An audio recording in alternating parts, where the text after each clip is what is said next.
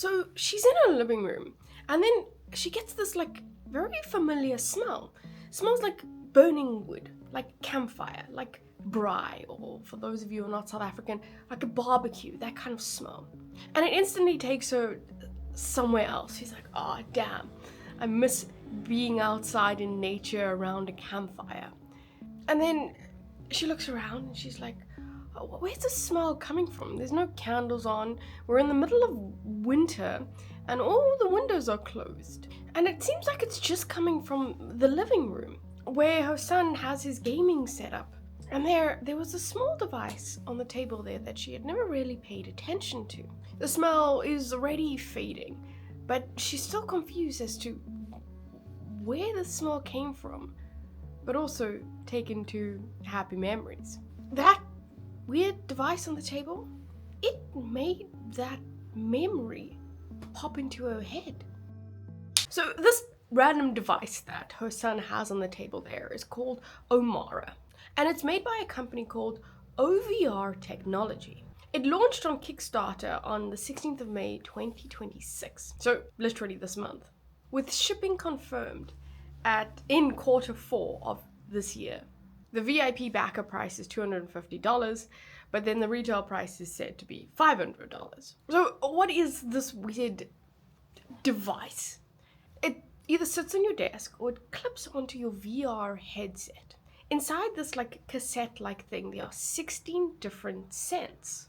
Pine forest, campfire, ocean air, burning metal. And when you're inside the game and there's a certain event, it triggers a scent cue. That Omara device, it releases the scent within 500 milliseconds of that happening. Fast enough that your brain doesn't notice the cue. So in the game, you're walking around past the campfire and then you smell the campfire.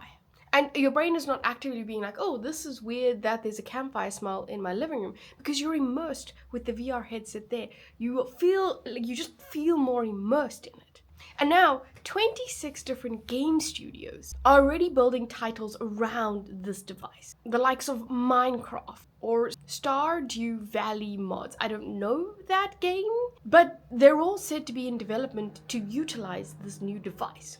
And then the game engine decides when you smell what.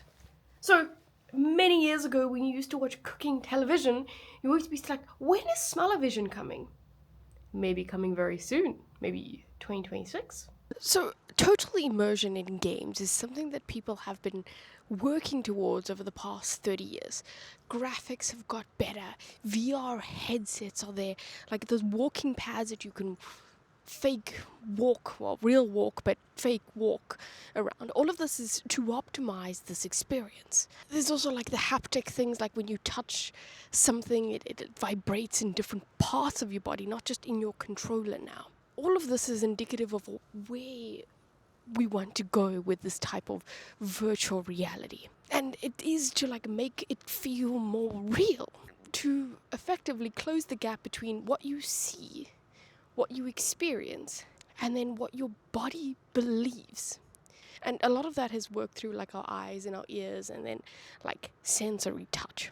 And how our brain works with that is it receives this information, then it interprets this information, and then somewhere in that process it still kind of knows that it's in a game, because more that it has to go through in order to come to a conclusion. Smell, it actually skips a lot of that process. I'm oversimplifying it here, but it goes to the place directly to where your memories lie. It doesn't have as big of a pathway until the brain understands what's going on. So there's no level of like interpretation or filtering or understanding the context. It's immediate reaction with smell. And that's what makes smell a little bit different. And this difference, it is a little bit of a considerable difference. There's a series of studies that have been published from like 1990 to about 2000 by a neuroscientist, Rachel Hertz, and her colleagues. And they consistently found that memories recalled by smells are significantly more emotional and more evocative than the same memory triggered by visual or an auditory cue. The physiological responses of that trigger are a lot more elevated, are a lot stronger. So your heart rate, it increases. You have heightened arousal. Again, not that arousal, but like that more blood to different areas of the body.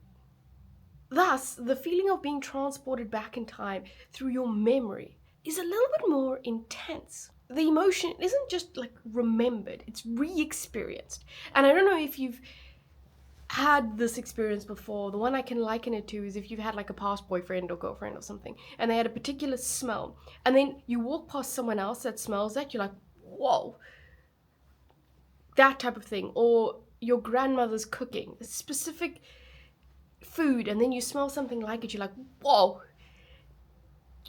That like re-experiencing of that, it's intense, more intense than seeing a picture. That's what they found. And that exact thing is the specific thing that makes Omara strange, but also very interesting. Okay, so most of like the foundational smells that a person carries.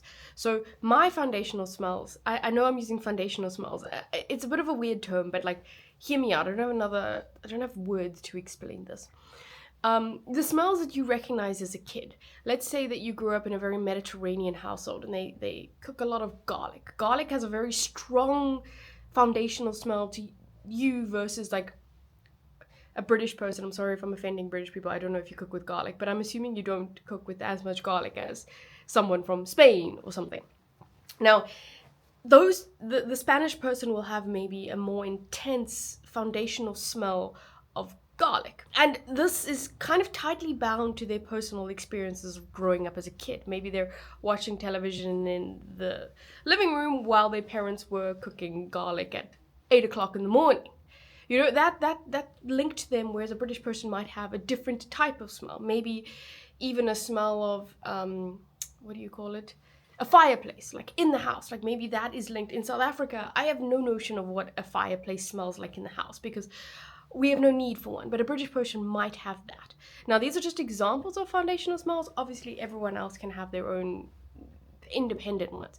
But these are closely linked to memory because they were formed when you were a kid.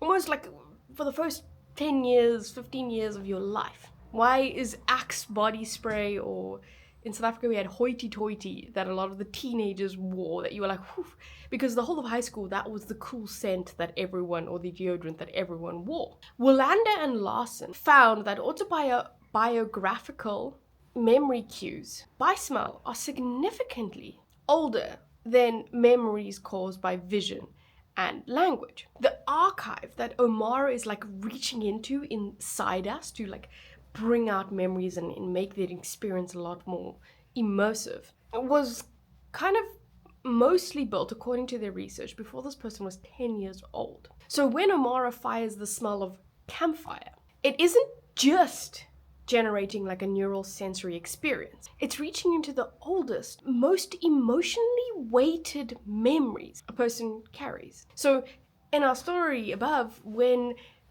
the mom smelt that campfire scent, her memories of her childhood and experiencing that weren't from her son's game, and that she didn't form those experiences from that. She had formed them when she was a kid. Again, so in this, the game just used that as a key to like spark that memory.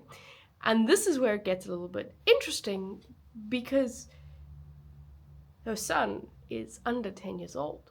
So what does that mean for his experience? Hers was genuinely sitting at a campfire at whatever, 8 years old with her parents and friends. His is playing a game near a campfire. So, every time this Omara device fires some scent out, at a specific game moment, there's something happens in our brains. And I don't mean the remembrance of a memory. I mean when young kids use it, maybe, I'm not 100% sure on this, but I'm speculating here, maybe that pine forest smell and then the feeling of completing a quest go hand in hand. Campfire and then the tension of a battle. Maybe those memories form in the same way the real ones did of a campfire with your family. And this is where it gets a little bit interesting because let's say fast forward 20 years time and her grandkid and his kid is playing a game and we actually have smell-o-vision and the world is like that. The memories they're going to be taken back to, hers might be her campfire with her family and friends, his might be that of a battle. Because they both might carry the same emotional signature. And OVR, which is the company that owns this Omara device, in their Kickstarter, they mentioned this. They're aware of it. And they describe the technology in, like, literally this way. Our scents are designed by neuroscientists, chemists, and master perfumers to create emotional bonds and memories within gameplay. They're not hiding what this mechanism does. They've built a product on the back of research into this. And the research is available for everyone to go and have a look at. So they're not trying to trick people. They know exactly what they're doing, and people should know what they are getting into when they use this stuff. But it does raise questions that we don't have explicit answers to yet. For a child who grows up with this Omara device, the first time that they smell a pine forest might actually be in a game. And that feeling, that emotional weight, that experience that they had when they felt it is just as real as that if they were walking through a legitimate pine forest. And the research backs that thought process up. But now, when they do walk into a real pine forest, what comes with that smell is then the game. And then one would ask, is that the same experience? Is it the same, like, if they didn't have the game and smelt it in the game, would they be experiencing the pine forest differently? The obvious answer is, yeah, it is a different experience. Because what comes back to them with pine forest is, what did I say earlier? I don't know, battlefield or something along those lines. And we don't know the answer to this question just yet, because we haven't had this type of sense in like this very immersive experience, at least for young children. There are not many young children that are lighting smelly candles and then have some sort of experience. Adults, you can maybe argue a little bit differently. Maybe you put the lavender haze candle on for certain activities or something like that. That can have a link there. But for children, it seems new. But what we do know here is this technology has been specifically designed to strengthen emotional bonds. And this mechanism won't explicitly belong to just game designers. The same pathway of smell timed into an experience, landing directly on an emotional memory, is available to anyone who can integrate it. So, my smell-o-vision, is it coming? But it could also be a retailer, an advertiser, or maybe even a political campaign. Imagine fresh bread or cookies being in the oven when you are making a purchase at a store for, I don't know, clothes. The smell of something clean and familiar tied to certain brand experiences. The smell of something that you already love, that your brain has already incorporated in there. They squirt that smell out when they want you to love something that they're showing you. And there is a little bit of research on this in the retail space of smell. And it has shown that like ambient scents actually increase dwell time and purchase behavior. And that Omara, it makes the building of the memories, how can I put this, like, designed. Because the 6-year-old now will be 26 at some point and will be 36 at some point. And if they know that this scent was popular with these kids and it instilled this 26 years from now, what scent will they be playing? Or spraying when they want people to do certain things? I don't know. I don't know where the future is going on this, but I can guarantee you that it's going to be a big part of our future at some point, whether it's in a good way or in a manipulative way. So this is an interesting one, because all my life, I've watched randomly too much food TV. Like, I actually really enjoy watching, I don't really watch that much TV anymore, like, more like series and all that kind of stuff, but like, when I was growing up, and like my parents had like a TV subscription, I used to watch from like, I don't know, the Great British Bake Off to MasterChef to like the Food Network. I used to watch a lot of that television, and all I wanted was to smell the food that they were cooking.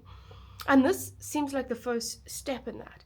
But there is something with that, where this device now has almost direct access to your emotional memory. And this memory is the one that we said that bypasses a lot of cognitive filters in the brain. So if you're a bad actor, there's kind of a lot you can do with this, no? I don't know. This is one thing that I'm very excited to see what will happen in the future. Because if you look at it, you're like, this is so obvious. Like, we've got perfumes that smell like forests and flowers and stuff, and they can make all these scents. Why have they not, like, instantiated? Because also there's an argument where you're like, do I really want my living room to smell like campfire? I already have lavender haze or whatever candle there. But, like, VR does seem to be, like, probably a really good place to start putting it. I don't know.